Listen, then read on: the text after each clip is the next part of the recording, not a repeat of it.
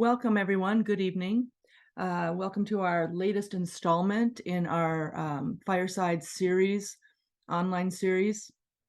Tonight, we're going to be discussing metacarpal fractures. We want to thank our chairperson of our hand committee, Dr. Marco Rizzo from the Mayo Clinic, for his leadership and guidance in helping us get this series and for his leadership in general this year. I'm Dr. Kimberly Mesra from Dallas, and I'll be your moderator tonight. We are honored to have as our sage this evening, Dr. Chai Mudgal from Boston. He is going to share his insights on how he's learned the pearls and the pitfalls of fixation of metacarpal fractures and share with us some of his tips. We're also very thankful to have as our expert faculty, Dr. Jeffrey Yao from Stanford. He's going to talk and teach us about complications of metacarpal fractures and kind of how to get yourself out of a jam when things don't go as planned. We're also very happy to have Heather Dyke with us, who's a certified hand therapist from the University of Vermont Medical Center. And she's going to share insight on kind of the rehab of these injuries and things that could really improve patient outcomes and help us to understand the protocols and how we can work together as a team to make our patients the best they can be. All potential conflicts have been mitigated prior to tonight's presentation. This is briefly our agenda tonight, kind of as I was just discussing, and we'll have some time, perhaps at the end, a few minutes, if we have a couple cases we could discuss. AO North America is an independent nonprofit surgical specialty society dedicated to improving the care of patients with musculoskeletal injuries and does not endorse nor promote the use of any product or service of commercial entities. Our learning objectives for tonight, just listed here. And this is a schedule of the remainder of the series for 2023. We do have 3 more sessions, October, November, and December, and you can see that we have some great sages listed there that have a lot of wisdom to impart to us. And so please put those on your calendar and see if you can join us for those as well. We also have an exciting upcoming Advanced Wrist Summit course that will be held in Clearwater, Florida on November 2nd, 3rd, and 4th. It's a 2.5-day course with 1 full day of cadaver lab experience at Camel's facility. We have a great lineup of expert faculty with many, many years of experience. And I think it's going to be an exciting course. So orthopedic, plastic, general surgeons, senior residents, fellows, we would invite all of you to consider coming to the course. I think it'll be a wonderful activity. We also have Dr. Jeffrey Lawton, who will be doing a webinar on December 6th called The Terrible Triad. Put that on your calendar as well, and hopefully you can join us for that. This is being recorded, and there will be a link sent out to those who have registered. And also there's a live stream on Ortho TV. So with those housekeeping details being out of the way, we'll just launch right into the first talk, and I'll present the evaluation and management of metacarpal fractures. The objectives of this talk or of this case is to help analyze fracture patterns and to help understand the impact on what treatment options we have. Recognize the indications for fixation, conservative versus surgical care, and then devise a management plan that takes into account both the fracture characteristics and patient factors, which play a huge part in outcome. The incidence is about 13.6 per 100,000 people, which kind of equates roughly to about 170,000 injuries a year. The highest number is seen in the 10 to 19-year-old age group, which is probably not a surprise, followed by those in their 20s.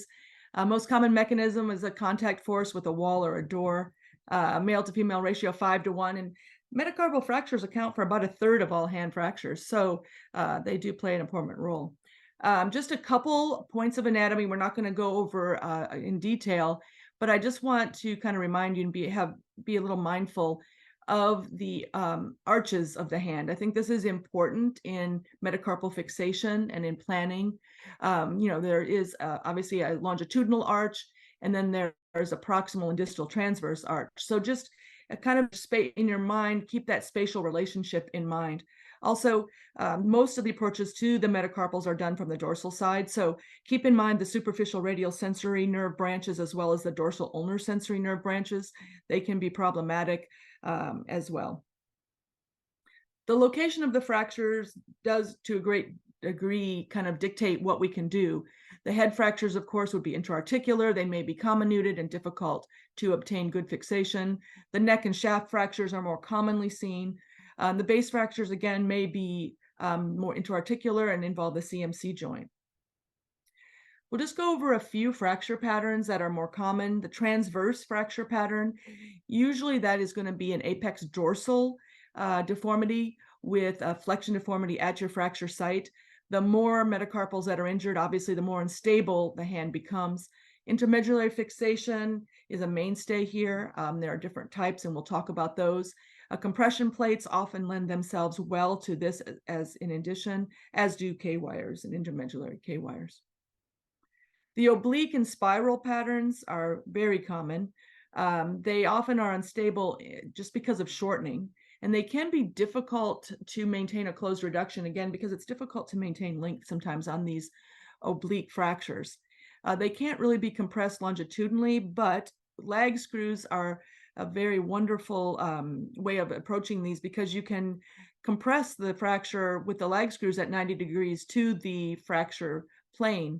So that can be very helpful and very good in stabilizing these fractures. A neutralization plate can be a pro or con, depending on how many lag screws you have and if you need that extra support. And this is just that same patient, just the clinical view, and it didn't look so terrible on the x-ray, but you kind of look at the cascade and we do see we definitely have scissoring. And it's important to check always your scissoring to rule that in or out. You want to check that in both the extension with the fingers extended and in flexion. And if the patient's too swollen or too painful and they really can't help you, you can always use a passive wrist tenodesis to try to get your best idea of your cascade. And this fracture was fixed nicely with lag screws. Comminuted fracture patterns typically are a little bit more challenging. Often there is associated soft tissue injuries. They tend to be highly unstable depending upon the amount of bone loss. And you can see this is obviously a gunshot wound here on the right-hand side. You can see there's a significant amount of bone loss, and so that's a very unstable ulnar border of the hand. X-fix can be a very good way of temporizing this injury to get your soft tissue under control and then make a definitive plan. Also, the spanning plate can be helpful for comminuted periarticular fractures. It gives you ability to stabilize that articular surface if the fragments are small or there's a lot of comminution, and then going back and planning to take that off later after you have healing of your fracture. And this is just showing a couple, the x-rays we were just looking at. The metacarpal head was fixed with some intramedullary wires, and the gunshot wound stabilized with the X-fix temporarily. Then later, after the soft tissue was healed, going back and doing a definitive bony procedure to provide some ulnar stability. So just looking at some basic guidelines, something to guide you when you're looking at an x-ray in a patient and trying to understand, can I treat this conservatively or do I need to do surgical treatment?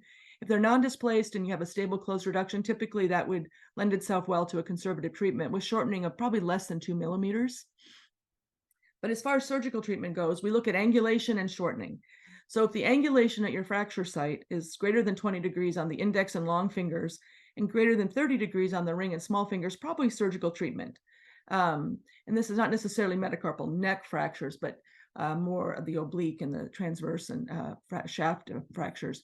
The shortening, it is a little bit of a discussion in the field as far as exactly how much shortening one can accept, but kind of in a general sense, 5 millimeters seems to be what many people agree upon, or at least in that kind of area. And rotational deformity, of course, is a surgical treatment. We want to not leave that.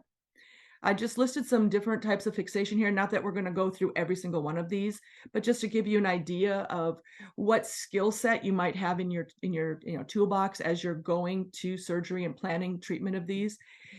Oftentimes, you do have to change your plan at the last minute. So it is nice to be familiar and be comfortable with many different types of fixation and have the equipment handy so that you can flex even intraoperatively if you need to pivot and change your plan. As I said before, the dorsal exposure is a common way of approaching the metacarpals. Um, Looking at where to make the skin incision, you may notice that the index finger and the small finger extensor tendons do kind of travel a little obliquely towards the midline. So I tend to do a little bit more of my surgical incision kind of in line with those metacarpals. But the third and fourth metacarpal, the tendon is almost directly over the metacarpal bone itself. So I go off center on those two and kind of then move the tendon carefully aside. You can take it down a junctura, but probably good to repair that at the end. And just be mindful again of what's kind of palmarly. It is tempting to put a nice Homan or something in there and kind of go through those interossei and kind of expose that metacarpal as best you can, but just be careful of the soft tissue not to cause any problem, because there are some good things volarly that we don't want to injure. K-wires and pinning, nice, very standard way of approaching many of these fractures and very kind of tried and true. The pros are it is relatively straightforward learning curve. I hate to say easy, but I think a lot of people become very comfortable with pinning, and I think it is a comfort zone for many. The pins are readily available. It is less invasive if you're doing, fluoroscopy with percutaneous pinning, and it's typically very affordable. And kind of in this day and age, we do pay attention to that. The kind of cons against this, it's not really rigid fixation, and it's not really great at controlling length and oblique fractures and rotation. And just be having the pins either under the skin, or if you leave the pins out, it may limit your ability to do early motion. So that can be a downside. And just showing a metacarpal neck fracture here and a pinning technique, just to kind of the bouquet technique, if you will, just to show you kind of how that's done. But that is certainly a reasonable way of approaching. And this is the patient, how it looked in the intraoperative K-wire placement. These pins were left out, so you can do that, but you just have to be very careful of a pin tract infection and just keep an eye on that. That's certainly something that can be done. Lag screws, as I said earlier, are kind of a mainstay of this fixation.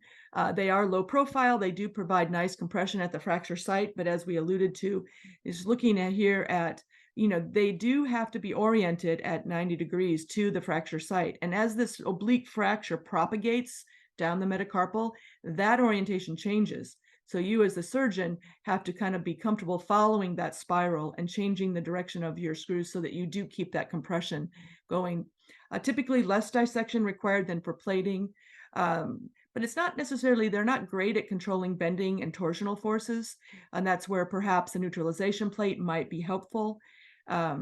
You have to keep in mind as well, we want to do if the fracture needs to be at least two times the length, the width of the bone, in order for a lag screw technique to be really useful without a neutralization plate.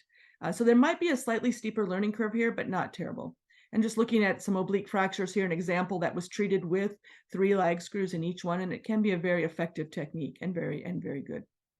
Plating, again, a mainstay, the compression and neutralization plating.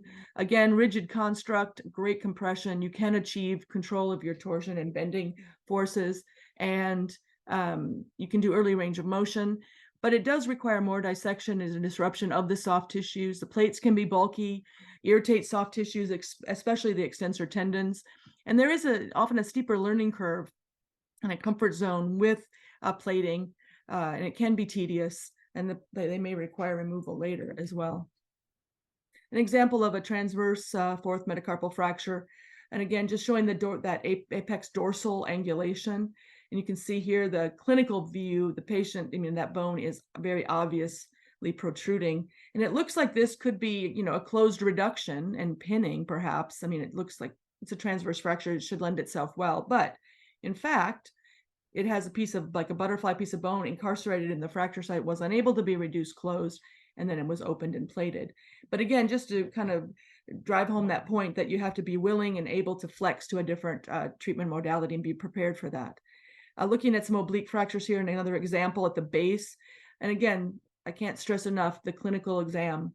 If these fractures, which are minimally displaced, did not have scissoring, this may be something that you would have treated closed potentially, but you can't with this. So they were treated nicely with some lag screws and some plating, some neutralization plating, and the patient did well. The IM fixation, again, low profile, it kind of combines the best of many worlds in that there is minimal soft tissue disruption typically. It does provide rigid fixation, controls your rotational bending forces, allows early range of motion. So it seems to be really good, and it is, but it may be something that's not readily available at all hospitals, especially smaller hospitals or day surgery centers. So you have to be familiar as a surgeon and know if you need to plan for this ahead of time. So preoperative planning is important. The size of the canal can be problematic, especially on the fourth metacarpal, which is the most narrow medullary canal. And it perhaps may be a little bit more expensive if that's something that's important in your center.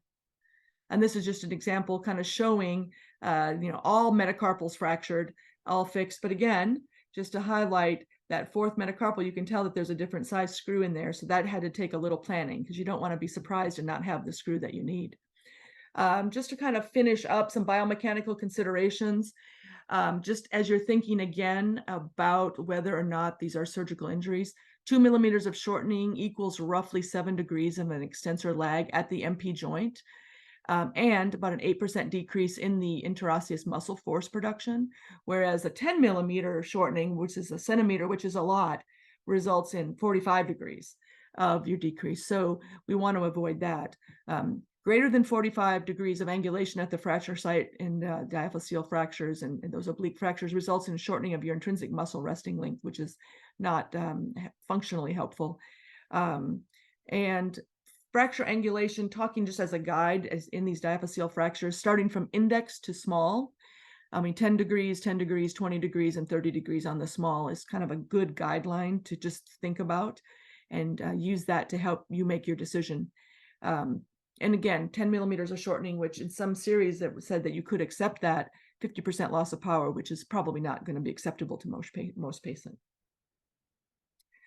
Just a last slide on outcomes, just talking about basically what do we expect? Well, Dr. Stern showed that about 36 complication rate with fixation, open fixation of metacarpal fractures, but 76% good and excellent results. The range roughly is about 20 to 35% complications, most often notable stiffness, strength changes, and need for hardware removal. Dr. Mudgall and his group published a series with plate fixation and showed that 18 out of 19 of them patients had full active range of motion at 6 weeks, 1 delayed union in a smoker, and 2 plate removals. So overall, very good. So definitely is worth the technique is worth doing and learning about it. So that's what I have, and now I'll stop sharing and we'll have Dr. Mudgall share his screen and do his presentation. Thanks very much, Kim. I'm honored to be here today. And this is someone I saw in 2007. It was a 54-year-old female librarian who fell from a ground level fall and serendipitously had to be a primary caregiver for a family member. So you could make an argument that in this case, you could have treated this non-operatively, but that was not a choice for her. So the question was, how do we fix these? Now, if you look at the fourth metacarpal, it looks reasonable, and there's enough bone on either side to fix it effectively with the plate and screws. But the subcapital fracture of the fifth, to me, was a conundrum because I could not plate it effectively and still expect to gain motion. And trying to treat it non-operatively and trying her on early motion, the fracture site was moving. Could I have put K-wires in it? Yes, but then I couldn't move her. So rather serendipitously, this is what we came upon. And this has created a paradigm shift. So what are we going to do today? We are going to assess indications for intramedullary headless screw fixation. We're going to learn the techniques and evaluate contemporary data and outcomes. So in my mind, as I thought about this procedure when I described it initially 16 years ago, was that the advantage of an intramedullary screw would be fixation in subchondral bone. And because the screws that I used in those days and still use had threads at 2 ends, they gave rotational stability, which would, I was hoping, allow me stable fixation for early movement and was minimally invasive. And in my mind, I rationalized it by saying that the metacarpal head was the same size as the scaphoid. When I looked at the lateral radiograph, I realized that the dorsal third of the metacarpal head lined up very well with the medullary canal. So it was a light bulb going off in my head. And I also noticed that much like any other long bone, metacarpals also have an isthmus which would allow me purchase with an intramedullary device. And that's how we came about intramedullary headless screw fixation.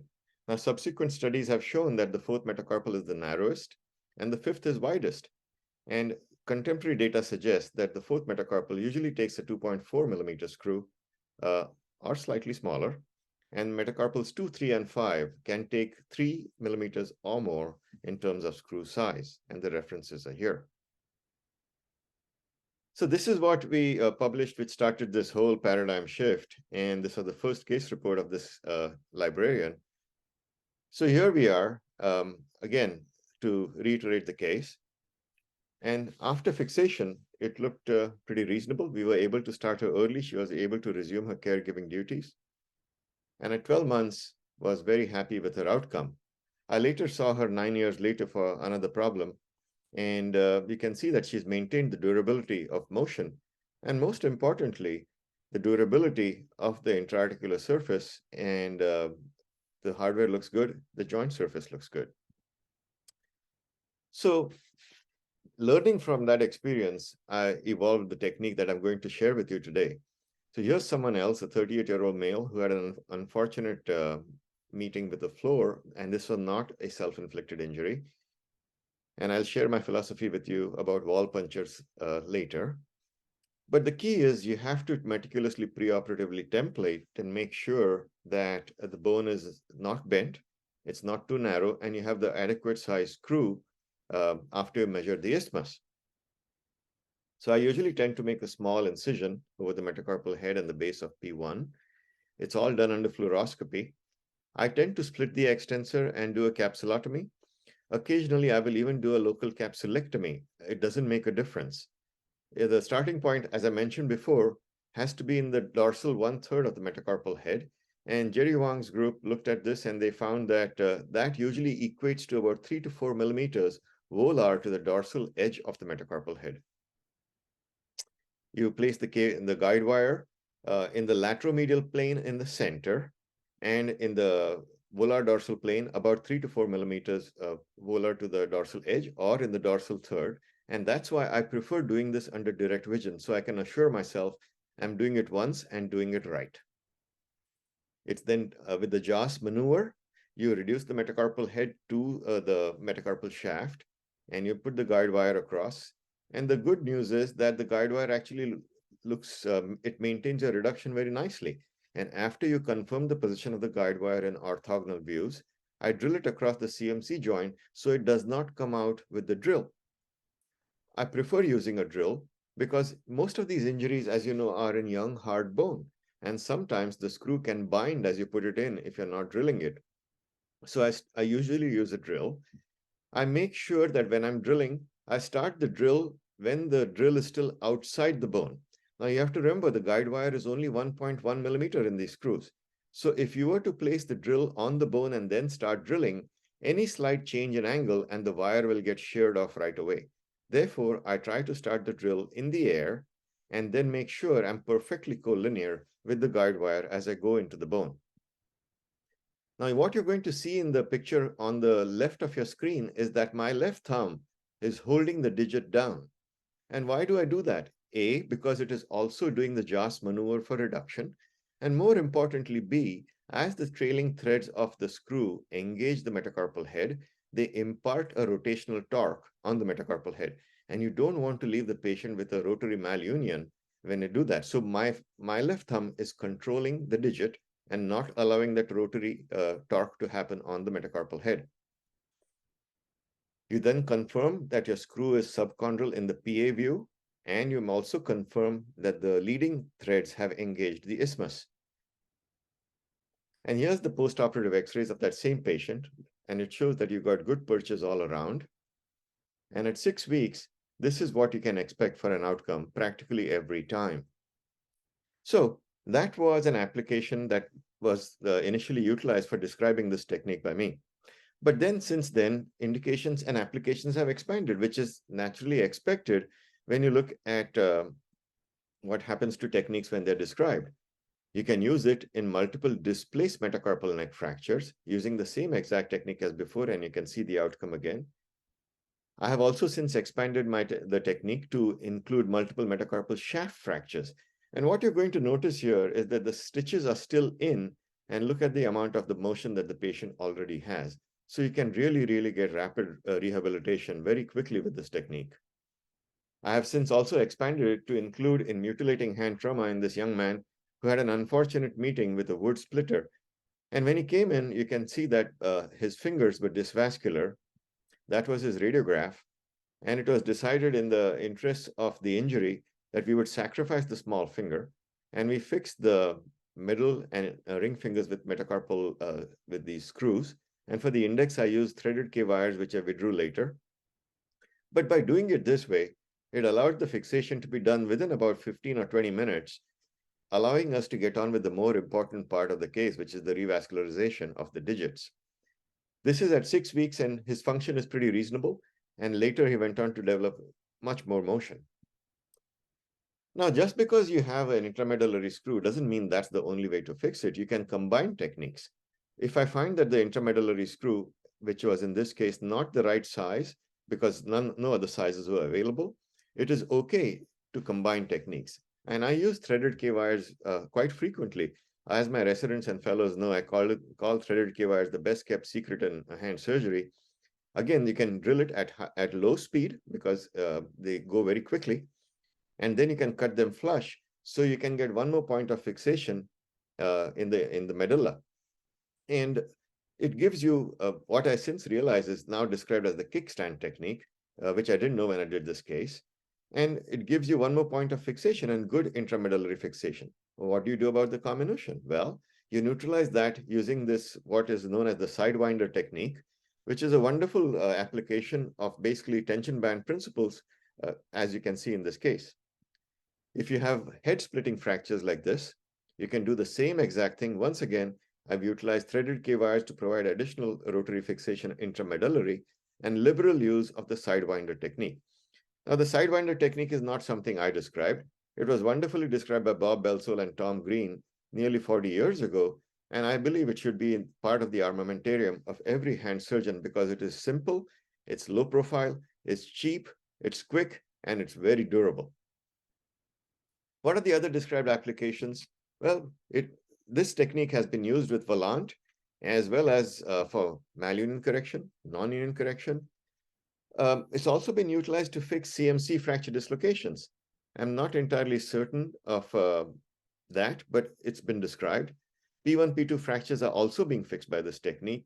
And most recently, a paper from Brazil has also used this for fixation and after curettage in enchondromas.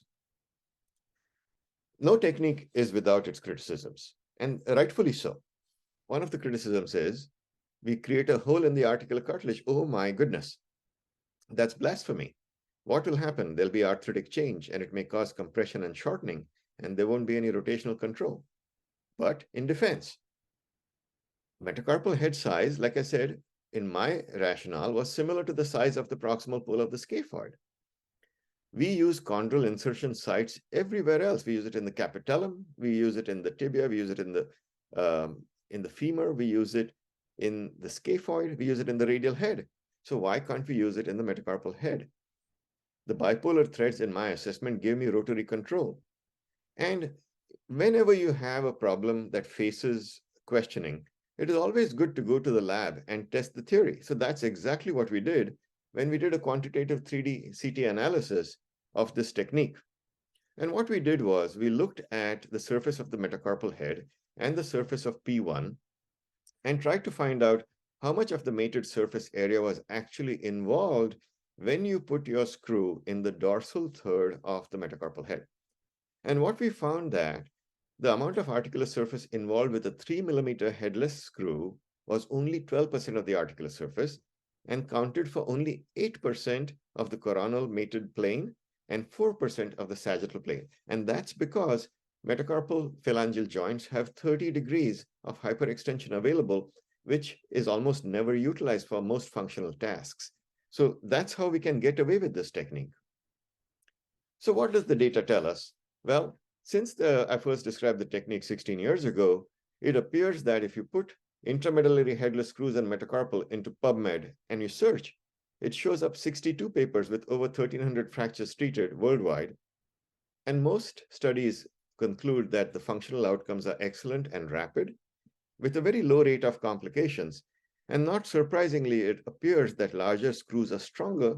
For example, a 4.5 millimeter screw is twice as strong as a 3 millimeter, but the authors rightfully caution that the articular cartilage defect is obviously also larger.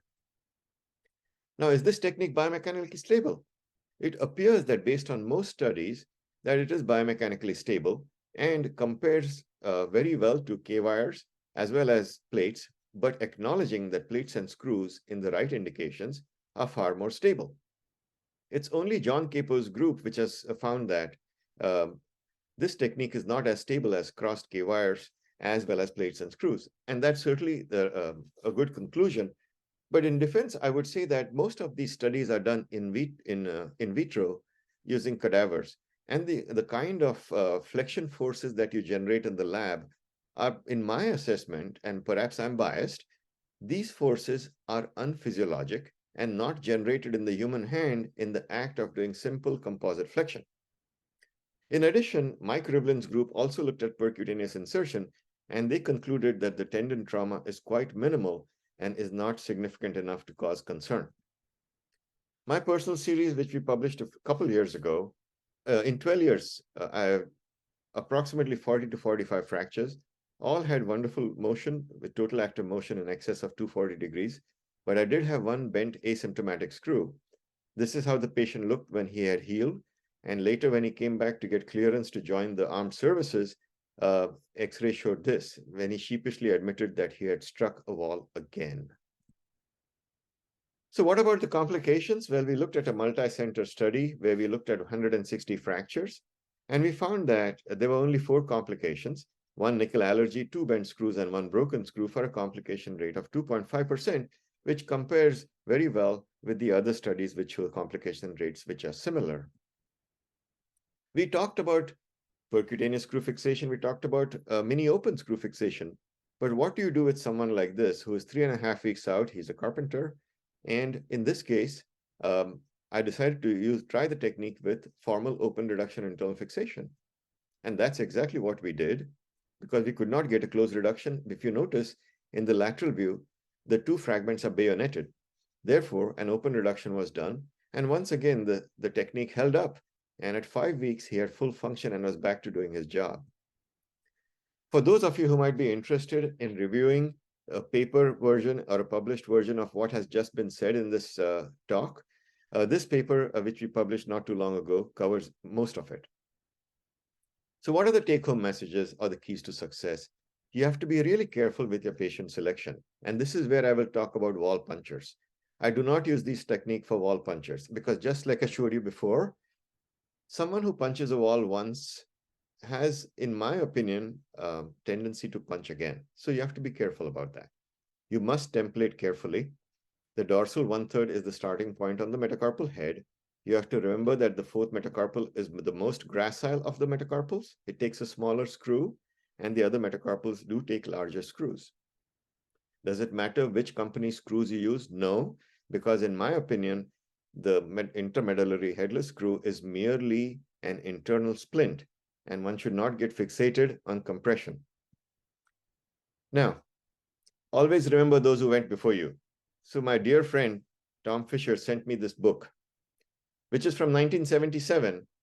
And just when I was thinking that I had really discovered a wonderful technique, he sent me this picture from this book, a headed screw which had been utilized for the same purpose nearly 50 years ago. So always humbling to know that there are people who went before you who thought similar to you. I'll stop right there. Thank you, Dr. Munkle. That was fantastic.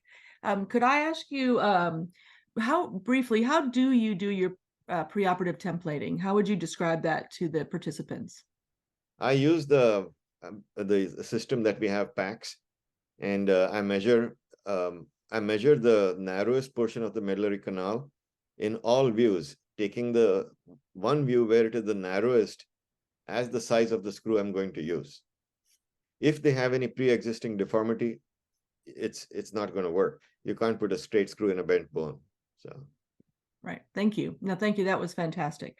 All right, next up, we'll have Dr. Yao talk about complications and kind of how to get yourself out of situations that you didn't really want to be in. So, Dr. Yao?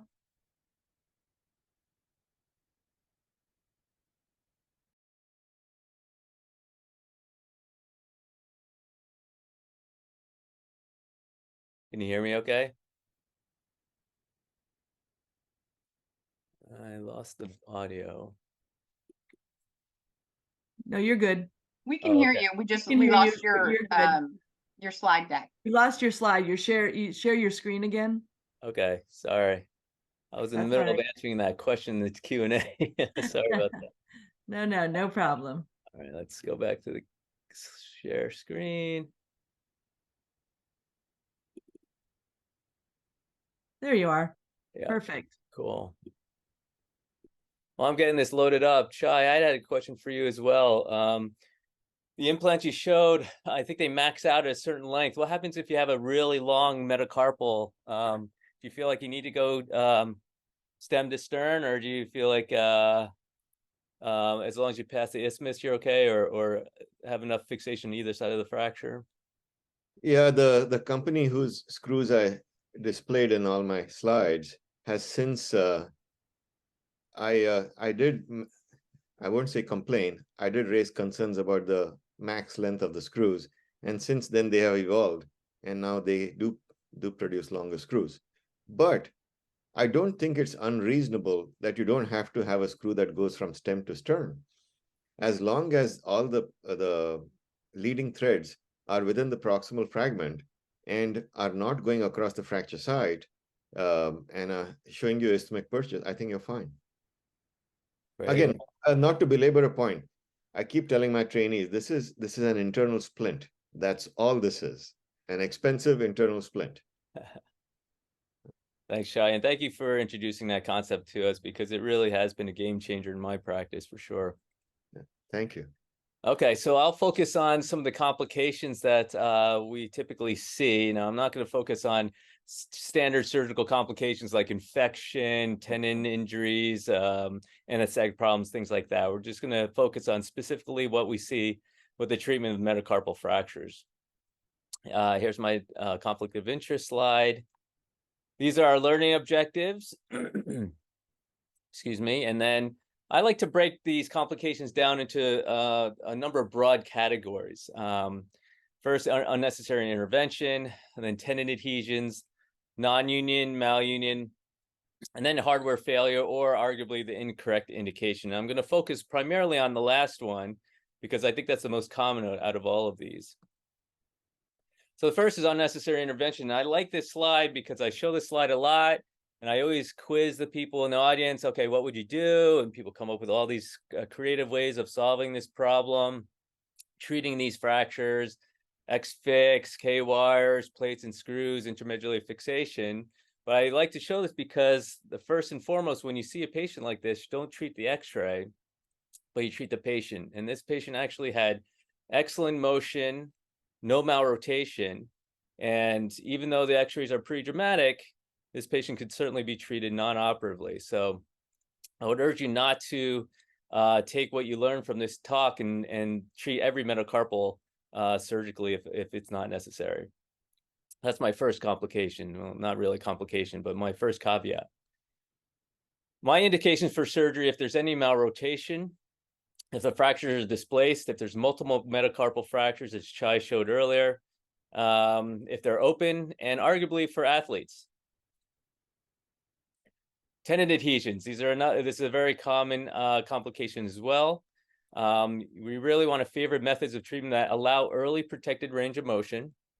And rigid fixation, remember, the higher reduction, the higher the strength of the implant, whether it be plates and screws or IM fixation, potentially or lag screws can potentially lead to greater morbidity with soft tissue dissection, stripping, which leads to tendon adhesions. Typically, the extensor tendon becomes adherent to the underlying metacarpal as it's healing.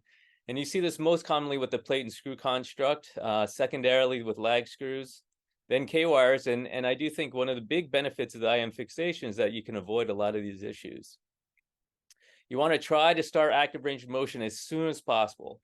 I usually start within a week, just giving the patient some soft tissue rest, even if K-wires are used, although with K-wires it does become more of a problem potentially with pin tract infections. But starting early range of motion is the best way to try to prevent tendon adhesions. And if the tendons do become adherent, then eccentric tenolysis, plus or minus removal of the hardware that's in there, should be employed. And I usually wait a minimum 3 months, let the soft tissue mature, really let them max out in therapy. And at that point, you do your eccentric tenolysis. What about non-union? Thankfully, this is a very uncommon scenario, but when it does happen, it's not very pleasant. I'd like to illustrate with one of the cases that I've seen in my practice.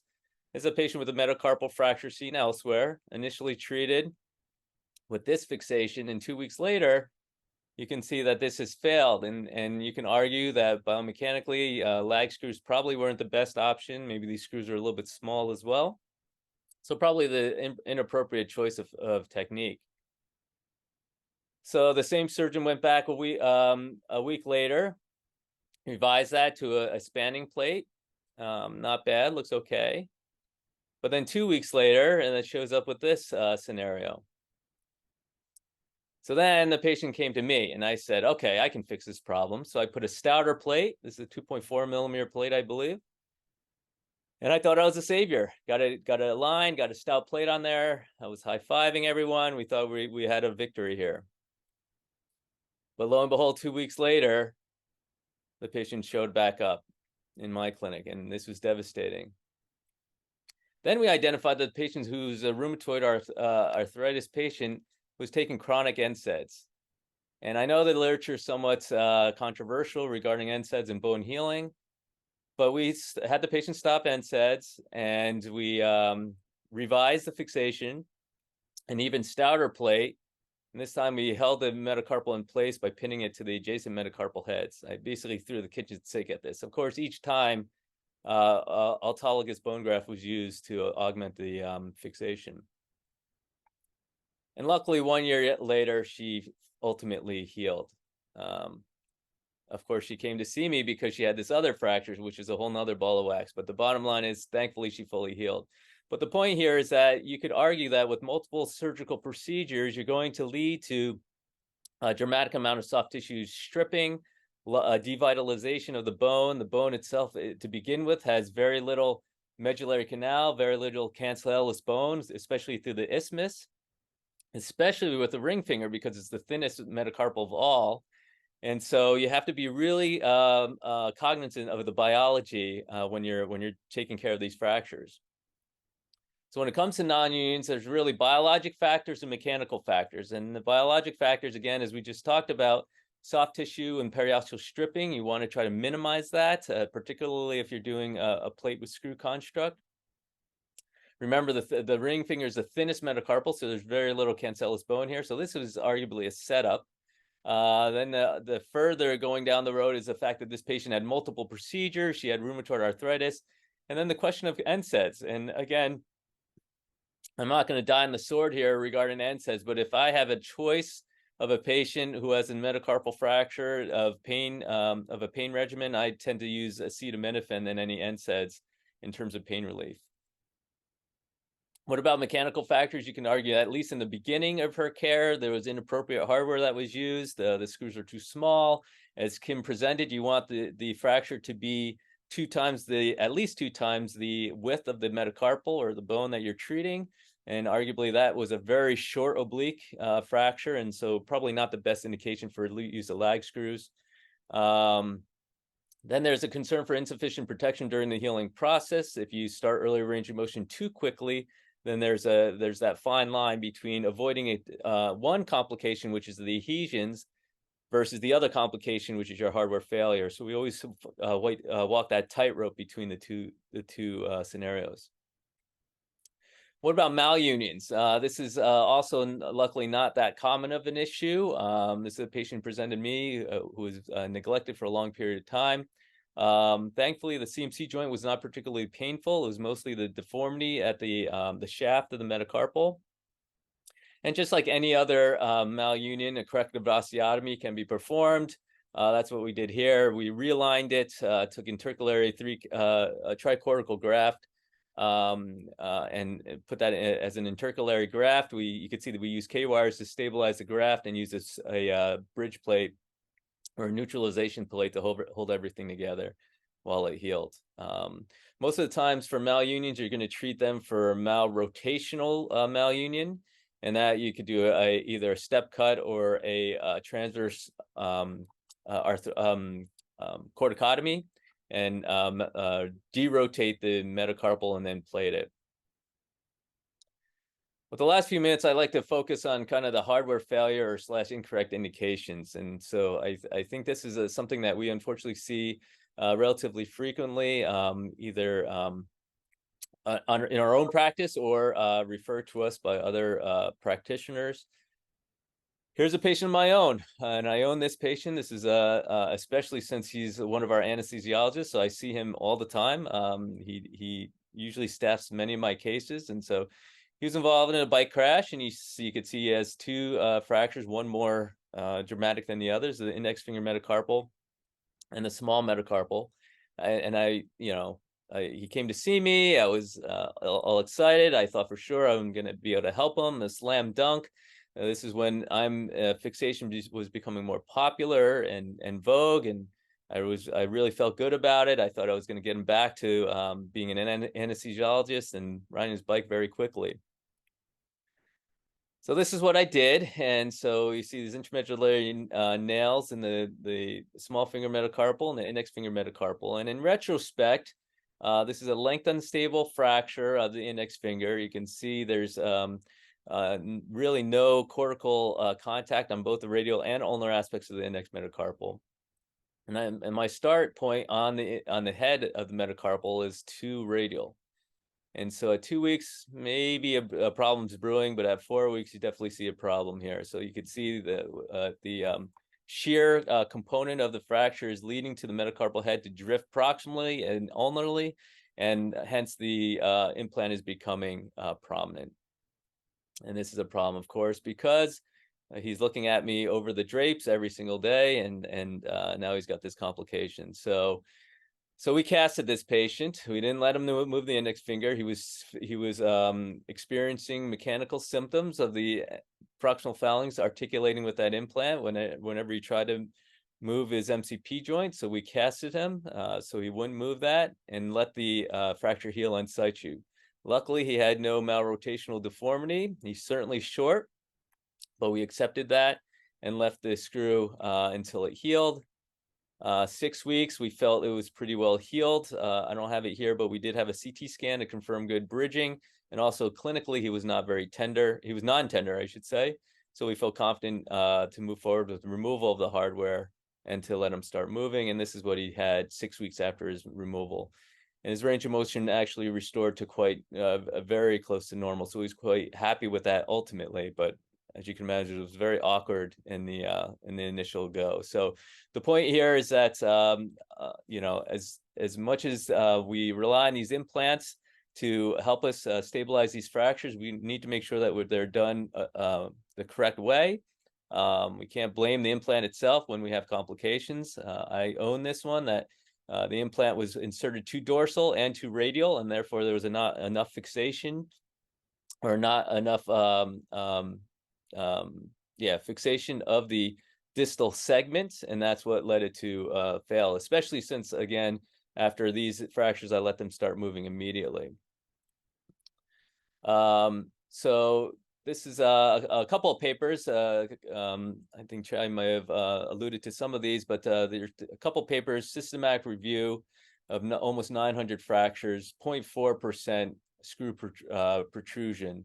But union of all fractures at 5.7 weeks. And then another Paco del Pinal's paper of 69 metacarpal and phalangeal fractures treated with the intramedullary screws. The bottom line of both of these papers suggests that you should not do IM fixation in long oblique fractures, such as the one I had, and with lack of at least one cortical continuity, one cortex in continuity with diaphyseal fractures. And also recommending against IM fixation of subchondral fractures, which could lead to head splitting during insertion. So you might also consider, and Shai showed a nice example of this, using an axial strut for a lengthened stable fracture. So an oblique implant, whether it be K-wires, a tension band, a sidewinder, or another screw to help stabilize that lengthened stable fracture. So definitely something to consider when you're doing these more challenging fractures. Obviously, for a transverse fracture, this is a diaphyseal fracture. It's a slam dunk.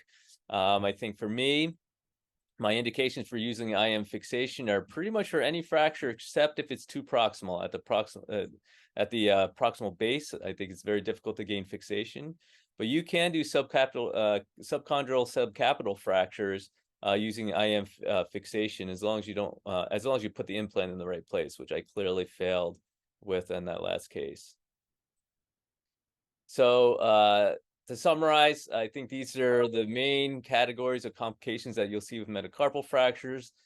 Intervening when you don't need to intervene, tendon adhesions, non-union, luckily very uncommon, malunion slightly more common, but I think a common thing that at least we see in our practice more and more frequently as more and more people are getting bolder and bolder with their fixation methods is the hardware failure and the incorrect indications. So my take-home messages are to, number one, identify the appropriate treatment for management. Again, remember, close treatment is still primary for most fractures, unless there's malrotation in my hands. My surgical indications, again, malrotation if the bone is irreducible, like I think Kim or Chai showed that that one case with that butterfly fragment inside. If you can't reduce it, then open reduction, I think, is reasonable. Multiple fractures, as we saw that one patient with 4 metacarpal fractures. I think that's a great indication for surgical intervention. Any open fractures, and again, I think athletes, in my practice, we almost always treat surgically because it gets them back on the field sooner. You want to favor the most stable fixation that's also the least invasive, and that's why, as Chai presented, IM fixation is that sweet spot. It's very stable, but also less invasive than plates and screws and lag screw constructs, and it's implanted, so you avoid the same issues that you might have with K-wires. You really should encourage range of motion early to avoid adhesion formation, and obviously, if complications arise, you want to identify and treat them as soon as possible. And that's all I have. Thank you very much. Right, thank you very much. That was wonderful talk, Dr. Yeah, thank you. We do have a question on the Q&A that I wanted to put as a live answer, and the question is, is there a general rule for the appropriate screw size? And this is, I mean, Jeff or Chai, either one or both. Can you kind of think of it that way, or is it just something that needs to be individualized? Um, Go ahead, Chai.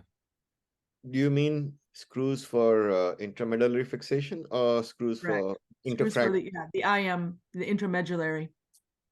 You know, the guidelines that I put up in my slides are reasonable guidelines where you use the smaller screw for the 4th metacarpal and larger screws for the other 3. That being said, you cannot compare the metacarpal size of, let's say, a 4'8" female with someone who's 6'9", a basketball player. It's very hard to, that's the reason I say you can have broad guidelines, but at the end of the day, it's got to be individualized with careful templating. Right. Yeah, in general, the ring finger is the smallest. And I think Chai had that nice slide which showed that for the most part, the second, third, and fifth all take the same size, and the thumb too. I've actually done this for thumb metacarpal fractures as well. You could use a 3.5, even a 4.5 millimeter screw sometimes. But the ring finger is usually the smallest, and then usually a 3.5 or a 3.0 for that implant, for that metacarpal, and that's why the templating is very useful if you have whatever imaging software you have to measure the isthmus of the canal.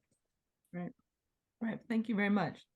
All right. So I think we'll then transition to Heather and have her kind of tell us what we could do better from our rehab protocols to help our patients have the best outcome possible. So if you want to Share your screen, Heather. Perfect. Perfect. Okay, great. Well, thank you so much for the opportunity to speak with you all this evening. It's my pleasure to speak with you on the therapist perspective on metacarpal fractures. So as we have already sort of touched on already, the fractures account for nearly 1/5 of all of the hand and forearm fractures that occur in the United States each year. Usually when it comes to metacarpal neck and shaft fractures, we see those most often on index finger through the small finger, whereas the thumb is usually more fractured at the base. So as a therapist, when I receive a referral for a metacarpal fracture, I typically am looking at a couple of different things. The first thing that I look at is where on that bone is that fracture occurring? And that's really important, not only for how am I going to splint that fracture in the clinic, but also how am I expecting that fracture to go ahead and rehabilitate? Is it going to stay stiff, like what you usually see for a metacarpal head fracture, where maybe getting that passive flexion is going to be a little bit more troublesome? Or are you going to have a little bit more mobility if you're seeing it kind of mid-shaft? Maybe it wasn't surgically managed and the patient is young and they're moving well. Another thing that we typically look at as well is, okay, is it extra-articular versus intra-articular? So typically extra-articular, I'll see more often managed non-surgically. And the really neat thing about that too is that there's a push towards moving away from, all right, so all fractures of the metacarpal needs to be immobilized one joint above and one joint below. Oftentimes we can get away with even just a simple functional fracture base, where we're really just providing that support right where that fracture is occurring. Whereas with an intra-articular fracture, that typically I see managed more surgically. And so you have that trade-off, because with a surgical fracture, as we've already touched on earlier, usually we can get them moving. That affected joint can get moving a little bit sooner. However, now we're also looking at the most common complication that I see as a therapist come through is that EDC tethering, that scar kind of coming in and tethering that EDC. So maybe they'll result in a little bit of a lag. But regardless, literature is saying now that, you know, with immobilization beyond 4 weeks for a fracture, really that can be quite detrimental, because not only are you impacting that patient's connection of brain to hand, where they're learning, okay, I can actually get away with only using one hand, but also bones respond nicely to a little bit of stress. So here's our timeline that we usually follow. This is showing you about the difference between open reduction, internal fixation, and also closed reduction. So again, open reduction, it's great because we can usually within that first 3 to 5 days get that patient moving. The neat thing as well is that we can actually have that patient begin self-passive motion, which is typically very safe, not only because it's not the therapist that's providing that passive range of motion, but the patient, so they can stop when they start to feel, you know, anything past just a stretch. Typically in my clinic, I'm really blessed in that I'm able to go just right across the hall to our surgeons and communicate directly with them, make sure that they're okay with the self-passive motion, but also the knowledge too that usually when you have passive flexion, that actually serves to compress the fracture, which can be inherently stabilizing for that fracture. Then looking at that 10 to 14 days, that's where if we're seeing a lot of stiffness resulting, that we can look at, all right, maybe we need to make them a dynamic flexion orthosis. I'll touch on that a little bit more in later slides, but it can seem very aggressive at first. The cool thing about a dynamic flexion orthosis is that it's designed to be worn over a long period of time. So we're not looking at having them just kind of pushing down and maybe they're going a little bit too rough and pushing a little bit too hard, but it's actually, it operates off the principle of soft tissue creep, which means that you're holding that joint in its end range over a prolonged period of time, typically 15 to 30 minutes, and you're waiting for, you know, the soft tissue structures to kind of elongate, and patients can tolerate it actually almost a little bit better. And then looking at that 3-week mark, again, you get to start to actually have the patient begin that light ADLs outside of the orthosis. Usually around 8 weeks is where we see a matching in that timeline between closed reduction and open. Patient can begin strengthening with 10 weeks normal use of the hand. So common complications from my side of things, I actually don't see as much that delayed union or that non-union or infection. From a therapy perspective, I'm seeing more scar adherence, whether it's surgical, again, that EDC is tethering, or you're seeing the fracture callus, you know, for conservatively managed patients that aren't surgically managed, maybe that one wound, one scar, that fracture callus is actually because of the EDC in its close proximity to your metacarpal, maybe they're becoming a little bit tethered down in that as well. That can usually result in that extension lag. But of course, the knowledge being that with any fracture of your metacarpal, typically the intrinsic muscle is that deforming force. Fractures that are displaced dorsal or volar, we see in the clinic a little bit better tolerated by the patient, rather than a rotational displacement, which brings the fingers away from the thumb. Patients typically have a lot more difficulties with that because it affects the functional use of their hand. With that dorsal or volar displacement, if they lose a little bit of length, I'll get a lot of questions of, oh, I used to see a prominent knuckle here. I'm not seeing that as much anymore. So usually just reassurance that that's okay. And usually these people still have good functional use of their hand.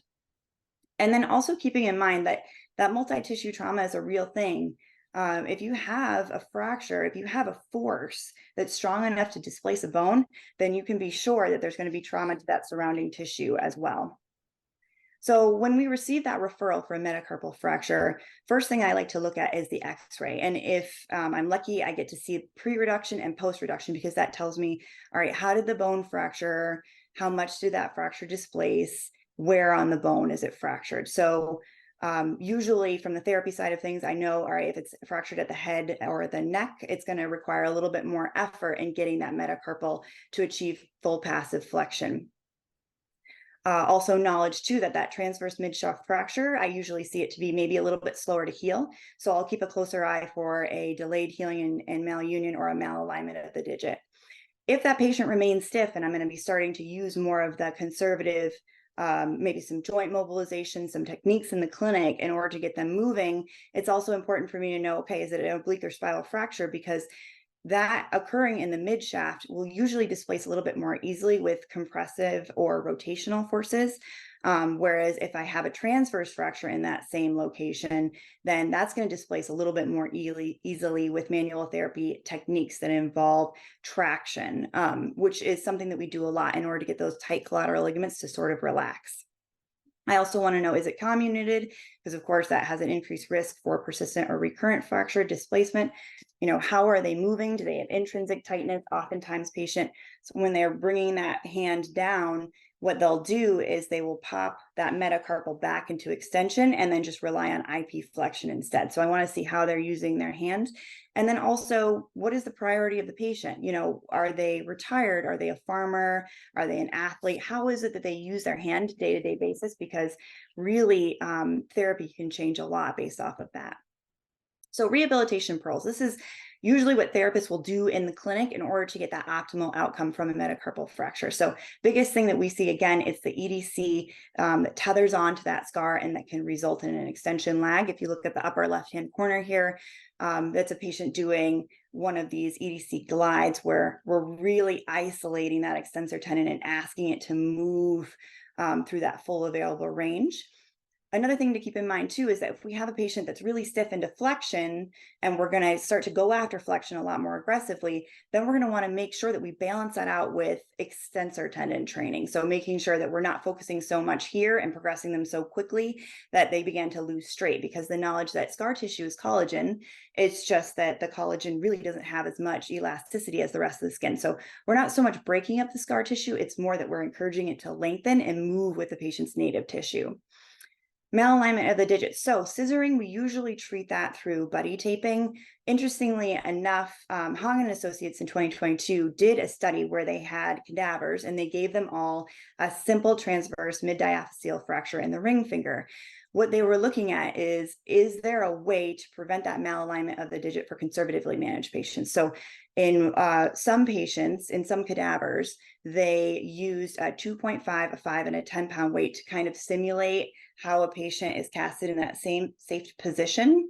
And then that, that force that's pulling them out. And it was found that when you have just the two fingers, just a ring and small, that there is a positive correlation to having this rotational displacement, and that it's greater when the force is applied to two fingers versus three. So if you're worried about the location of the fracture, you're thinking, okay, maybe they will have a malalignment of that digit, it's safer, as proposed in this study, to actually include that middle finger so that the patient doesn't end up having that scissoring. And then just continued rehabilitation pearls, looking at that upper left-hand corner, that's a splint that we'll typically make. Again, IPs are included in that splint, but that doesn't necessarily always have to be. It really varies based off of where that fracture is occurring. And not all patients actually are even in that safe position. Sometimes based off of the deforming forces on that bone, we'll actually put them in extension because it's safer for them in that way. And so you're really wanting to look at that fracture and determine, all right, what do I want my therapist to build so that they're safe, but they're also moving. On the bottom left-hand corner, that's where I was talking about before, that dynamic flexion orthosis. That's just an example of something that we built for a patient. And then also, the cool thing about splinting as well is that we can really rely on some principles. For instance, there's one that's casting motion to mobilize stiffness. So patients that don't use their metacarpals, they don't drop those down, and they're only relying on those IP joints. Sometimes I have immobilized the IP joints and had them go away for a week and use their hands, so that now, because they don't have this, they're having to move that metacarpal down. And then, of course, the last one being pain. Pain is a common complication. And sometimes even just coaching the patient that they can provide that stability or that support right where that fracture is, or even building them a little support orthosis while they're doing their exercises can be really helpful for them. So case study, I treated a 31-year-old female. She works as a social worker. Unfortunately, she sustained a skiing accident and it resulted in a fourth metacarpal shaft fracture, a couple of CMC dislocations, and then a thumb metacarpal fracture as well. She went on to undergo open reduction internal fixation and pinning of these fractures and dislocations. And in therapy, she ended up, we needed to make that dynamic flexion orthosis. But the reason why I am presenting on her is that, as you can see on the left side of the screen, she came in pretty stiff and she definitely had extensor tendon lags across all of her fingers. And I think that was really due to her scar. She had quite the scar, and really a good way for us to evaluate that is just pinching the skin, seeing if it forms a little bit of a peak or that mountain, but instead it tethered down, formed that valley, and the scar was really not moving. So of course we did a lot of scar mobilizations. We got her into some heat just to kind of relax her and allow her to tolerate therapy a little bit better. But the reason why I'm presenting particularly on this case is that I was able to go across the hall and say, hey, listen, I know it's only 2 weeks out, but she's really stiff. I'd like to get her going. Can I get her into that dynamic flexion orthosis? Surgeon said, yes, that's fine. She's stable enough. We got her going. And then, within a few weeks, she was able to achieve that full composite fist and full extension. I think she had a tiny bit of a lag at that ring finger, but was continuing to work on that. So final points, just to wrap up.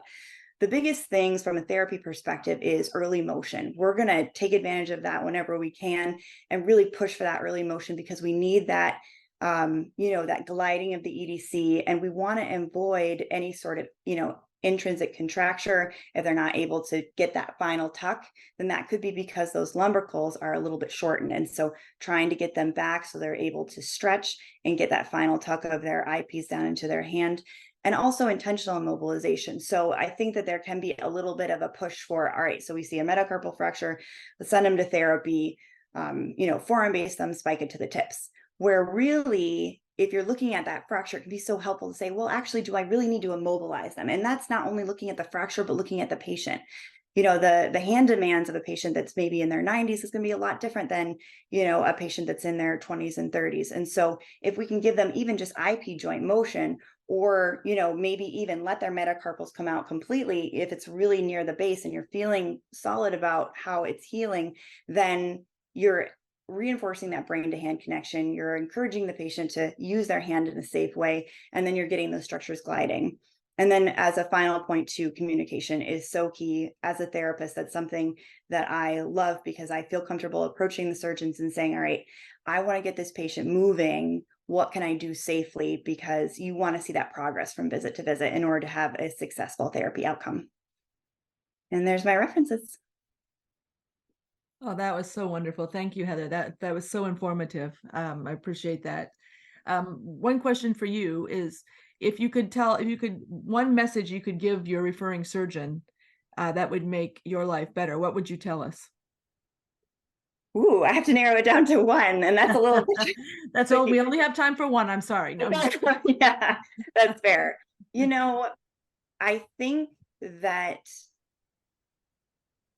I would say that the most important thing is to be available to your therapist. And it's interesting because you would think it would be more of, all right, always do this with this patient or always do that. But really it's not that much. It's more of establishing that open line of communication with your therapist. I've worked in hospitals where it's a really hard job for me to even just flag a surgeon down because they're in and out of rooms, and I'm just trying to ask, hey, can I get them into this flexion orthosis? I'll take 5 minutes of your time.